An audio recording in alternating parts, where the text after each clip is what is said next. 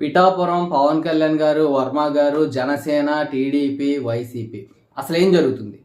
పిఠాపురంలో దాదాపు 72 రోజుల పాటు నేను పనిచేశాను. ఎలక్షన్కి ముందు 60 రోజులు, ఎలక్షన్ అయిన తర్వాత 12 రోజులు. ఈ ఎలక్షన్కి ముందు తర్వాత కూడా పవన్ కళ్యాణ్ గారికి సీటు కన్ఫర్మ్ అవ్వక ముందు కూడా ప్రజలు పవన్ కళ్యాణ్ గారు ఇక్కడ పోటీ చేస్తే బాగుండు, గాజువాక భీమవరంలో పోటీ చేశారు గతంలో. అప్పుడే మేము అనుకున్నాం ఇక్కడ పోటీ చేస్తే బాగుండని, ఈసారి పోటీ చేస్తే బాగుండు అని ప్రజలు స్వచ్ఛందంగా అనుకున్నారు. ఈ 60 రోజుల్లో ఏ మూలకెళ్ళి మైకెట్టి ప్రజల్ని నేను మీడియా ఛానల్స్లో చేశా.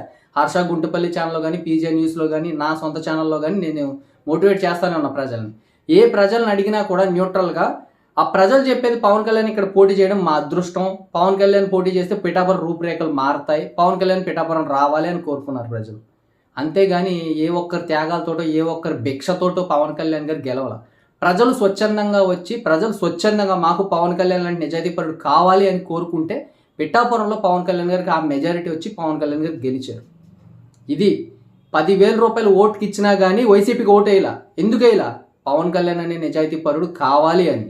ఆ నిజాయితీపరుడు వస్తే ఎలా ఉంటుంది పరిపాలన అనేది ఈరోజు చేసి చూపిస్తున్నారు పవన్ కళ్యాణ్. అభివృద్ధి పదంలో పవన్ కళ్యాణ్ గారు పిఠాపురాన్ని ఇది ముందుకు తీసుకెళ్తుంటే వెనకాల కొన్ని కుట్రలు చేస్తున్నారు.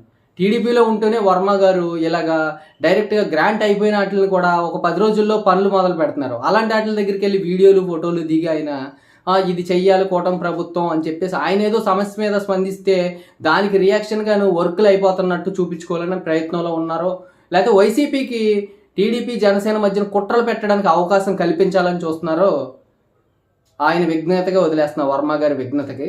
సో ఇది ప్రజలు అర్థం చేసుకోండి. అంటే న్యూట్రల్గా మిగతా జిల్లాల్లో మిగతా నియోజకవర్గాల్లో ఉన్న ప్రజలందరూ కూడా ఇది అర్థం చేసుకోండి.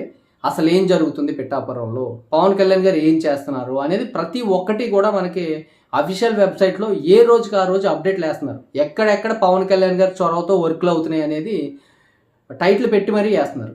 చూడండి, పవన్ కళ్యాణ్ గారు అన్నీ చేసుకుపోతున్నారు. అవి మా వల్లే జరుగుతున్నాయని చెప్పుకునే వాళ్ళని మనం ఏం చేయలేం. ఆ ఈశ్వరుడే వాళ్ళకి ఒక రోజు ఒక టైంలో సమాధానం చెప్తాడు. జై హింద్.